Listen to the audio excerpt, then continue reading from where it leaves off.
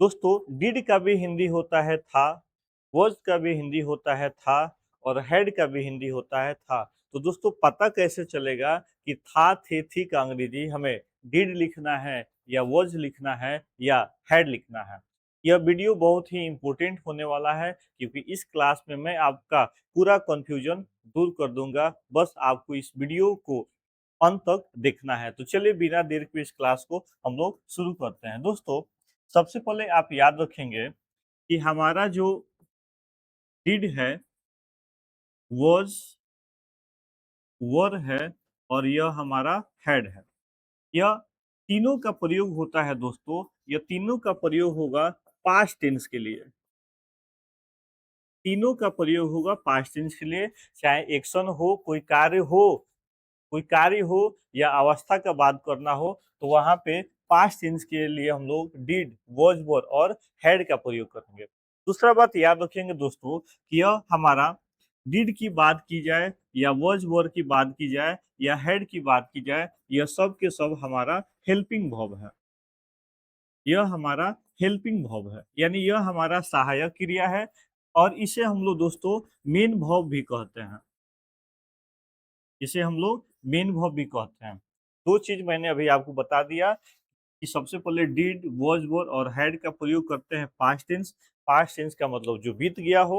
और did, was, वर और had को हम लोग हेल्पिंग वर्ब भी बोलते हैं और मेन वर्ब भी बोलते हैं। अब सवाल उत्पन्न हुआ कि अगर मान लीजिए ट्रांसलेशन आ जाए कि वो पढ़ रहा था या मेरे पास कार था या मैं काम किया था, तो कैसे पता चलेगा कि डिड लिखें कि वॉज, वर लिखें कि हैड लिखें। जबकि जबकि फ्रेंड्स आप जानते हैं कि हेड का भी अर्थ होता है था थी, वॉज, वर का भी हिंदी होता है था थी और हेड का भी हिंदी होता है था थी। अब आइए मैं आपको वन बाय वन करके समझाता हूँ। सबसे पहले दोस्तों याद रखेंगे कि वॉज, वर का तो हिंदी होता है था थी, लेकिन याद रखेंगे कि जो वाक्य में होना हो या होना हो यानी कहने का मतलब है जब किसी व्यक्ति को बताना हो कि वो कैसा था, कहाँ था, कौन था, तब हम लोग वॉज या वर का प्रयोग करते हैं। जब किसी व्यक्ति का पहचान बताना हो या वो व्यक्ति कैसा था या कहाँ था, तब हम लोग वॉज वर का प्रयोग करते हैं। यानी वॉज वर का प्रयोग करेंगे दोस्तों नो एक्शन के लिए। नो एक्शन के लिए जैसे जैसे कहना हो कि मैं खुश था या वह बीमार था या वह घर पर थी या राम शिक्षक था, तब वहां पे हम लोग वॉज वर का प्रयोग करना है। ठीक है।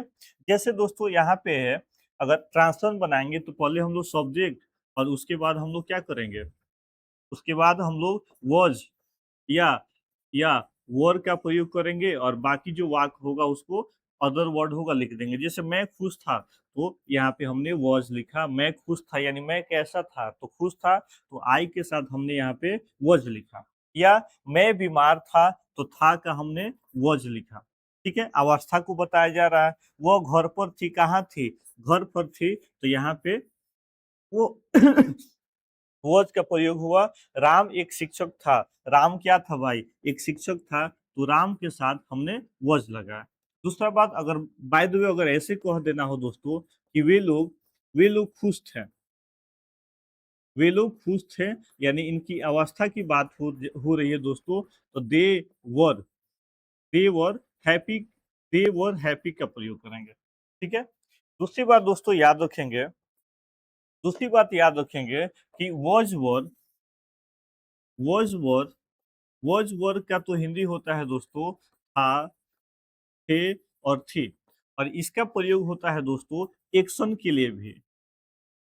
इसके लिए एक्शन के लिए, यानी कोई कार्य पास्ट टेंस में एकदम जारी था, जैसे वो पढ़ रहा था, वो खेल रहा था, वो सो रहा था, वे लोग आ रहे थे, वो मेरे भाई को मदद कर रहा था, तो वहां पे भी हम लोग वॉज वर्ग का प्रयोग करते हैं। ठीक है। जैसे मान लीजिए कहा जाए कि वो पढ़ रहा था, वो पढ़ रहा था, तो एक्शन की बात हो रही है पास्ट टेंस की, तो सीधे हम लोग बोल देंगे he was reading, he was reading. Okay. वे लोग आ रहे थे, वे लोग आ रहे थे, अगर कहना हो दोस्तों वे लोग आ रहे थे, तब हमें कहना होगा दे वर दे वर कमिंग।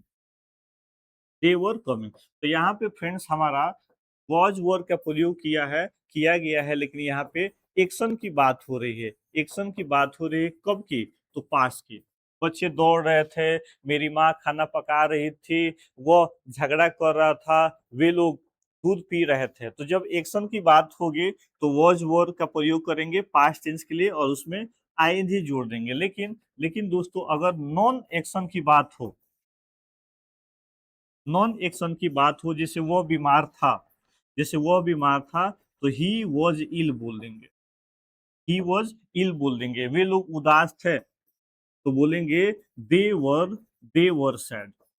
लेकिन ध्यान देंगे दोस्तों कि जब एक्शन की बात होगी पास्ट टेंस की, तब हमें वॉज वर के बाद हमें आईएनजी यानी वर्ब जो होगा उसमें आईएनजी का प्रयोग करेंगे। लेकिन जब कोई अवस्था की बात हो, नो एक्शन की बात हो, तो वॉज वर के बाद आप आईएनजी का प्रयोग नहीं करेंगे। ठीक है। अब आते हैं फ्रेंड्स हम लोग डिड में। तो याद रखेंगे दोस्तों, याद रखेंगे कि सबसे पहले यहाँ पे वर्ब वन और वर्ब टू और वर्ब थ्री।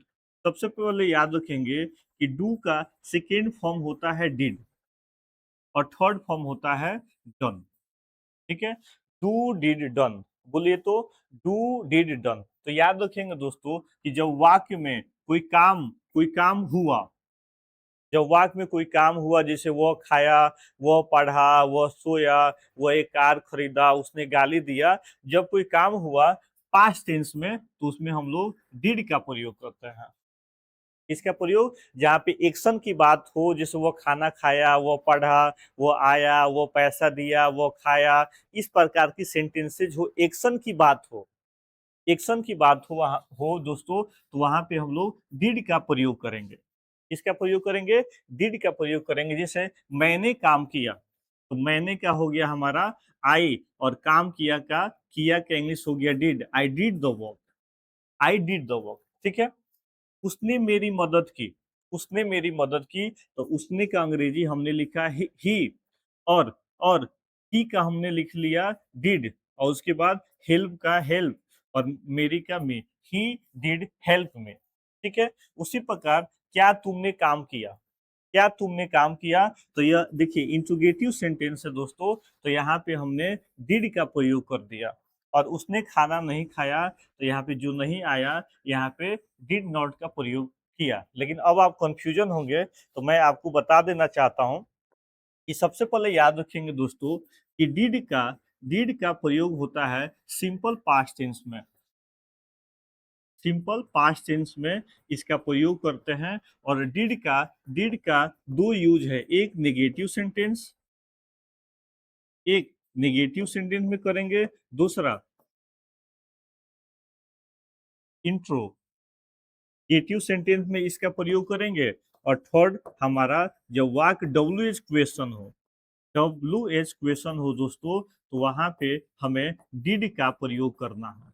किस टेंस में? सिंपल पास्ट टेंस में। यदि कोई काम हो गया, जैसे वो खाना खाया, पढ़ा, रोया, लेकिन उसमें वो सेंटेंस हमारा निगेटिव हो या इंट्रोगेटिव हो या डब्ल्यू एच क्वेश्चन हो दोस्तों, तो वहां पे डिड का प्रयोग करेंगे। लेकिन अगर सिंपल सी वाक्य आ जाए, जैसे मैंने खाना खाया, तो सीधे बोलेंगे आई ईट फूड, आई एट फूड। अब अगर मैं आपसे पूछूं कि यहाँ पे डिड क्यों नहीं आया, तो आप बोलेंगे सर डिड इसलिए नहीं आया क्योंकि यह हमारा सेंटेंस पॉजिटिव है।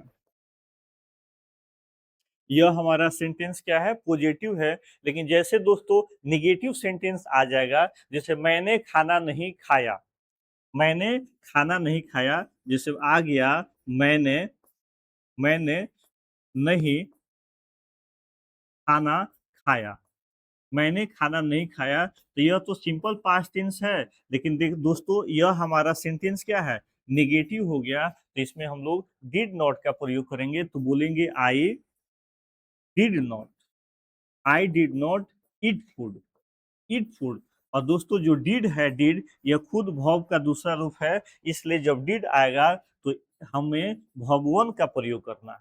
इसका प्रयोग करना है वर्ब वन का। उसी प्रकार फ्रेंड्स, उसी प्रकार रहता क्या, क्या आप क्या आप क्या आप वहां क्या आप क्या आप सॉरी क्या आप वहां वहां गए?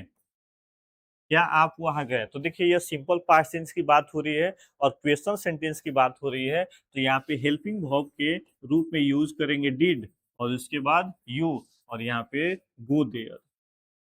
Did you go there? क्या आपने वहां गया? उसी प्रकार रहता कि क्या तुमने या क्या वे लोग आपकी मदद किए, तो बोलेंगे did they did they help did they help, उसके बाद यू लास्ट में क्वेश्चन मार्क दे देंगे। लेकिन ध्यान देंगे दोस्तों कि डिड के बाद हमेशा आपको वर्ब का पहला रूप लिखना है। डिड के बाद आपको हमेशा वर्ब का पहला रूप लिखना है। ठीक है, यहाँ पे देखिए मैंने नोट्स ऑलरेडी बना दिया है। एक महत्वपूर्ण बात, डिड के बाद वर्ब की पहला रूप आती है, तो अगर आप ऐसे लिख देंगे दोस्तों, I did not gone, I did not gone, तो यह हमारा गलत हो जाएगा। इसको सुधारेंगे तो होगा आई डिड नॉट गो, बोलेंगे मैं नहीं गया, आई डिड नॉट, क्योंकि डिड जो है वर्ब का दूसरा रूप है। इसलिए दोस्तों यहाँ पे क्या तुमने काम किया, तो क्या यह क्वेश्चन सेंटेंस है, इसलिए यहाँ पे हमने डिड लिखा। Did you do the work? उसने खाना नहीं बनाया, तो देखिए निगेटिव सेंटेंस है, इसलिए यहाँ पे डिड नॉट का प्रयोग करेंगे। लेकिन वही डब्ल्यू क्वेश्चन रहता है, जैसे तुमने क्या किया, तुमने क्या किया, तो हम लोग बोलते हैं व्हाट डिड यू, और डू का प्रयोग करते हैं। What did you do? तुमने क्या किया? ठीक है, यह हमारा डिड हुआ और डिड का प्रयोग करते हैं कोई काम किया या काम किया हो, तो वहां पे डिड का प्रयोग करते हैं। अब आगे बढ़ते हैं दोस्तों, हैड। और दोस्तों हैड का यूज करेंगे कोई सामान आपके पास था, जैसे कहना हो मेरे पास पैसा था, उसके पास एक कार थी, तुम्हारे पास एक मोबाइल था, उसको सरकारी नौकरी थी। जब भी कोई चीज आपके पास था और उसे बताना होगा दोस्तों, तब वहां पे आप हैड का प्रयोग करेंगे। जैसे एग्जाम्पल में मेरे पास एक कार थी, तो अगर मेरे पास कार थी, अगर आप ऐसे बोल देते हैं आई वॉज अ कार, अगर आप दोस्तों ऐसे बोल देते हैं आई वॉज अ कार, तो इसका मतलब हो गया कि मैं एक कार था, मैं एक कार था। अब तो गड़बड़ हो गया, तो बताइए मैं एक कार था कि मेरे पास एक कार था? तो जब भी कोई चीज आपके पास था और उसे बताना हो, तो दोस्तों आपको उसके साथ हैड का प्रयोग करना है। इसलिए मेरे पास एक कार थी, तो बोलेंगे I had a car, I had a car. उसके पास पैसा थे, तो उसके का अंग्रेजी हमने लिखा हैड, ही, और पास थे का अंग्रेजी हैड, और पैसा है तो मनी, ही हैड मनी। मेरे पास समय नहीं था, तो मेरे पास का हो गया आई हैड नो, और समय है तो no time, I had no time, मेरे पास समय नहीं था।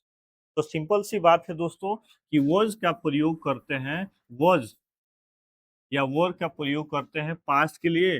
नो नो एक्शन या कोई पास्ट टेंस में कोई काम लगातार हो रहा हो, तो वहां पे वॉज वर्ड का प्रयोग करेंगे। डिड का प्रयोग वहां पे करते हैं जब कोई काम किया, जब कोई काम किया और वह सेंटेंस नेगेटिव क्वेश्चन और डब्ल्यूएच वर्ड हो, तो वहां पे डिड का प्रयोग करेंगे। और हैड का प्रयोग करते हैं जब कोई चीज आपके पास था, तो वहां पे हैड का प्रयोग करते हैं। आपको यह वीडियो कैसे लगे, आप मुझे कमेंट करके जरूर बताएंगे। मिलते हैं अगले वीडियो में, आज के लिए बस इतना ही। जय हिंद।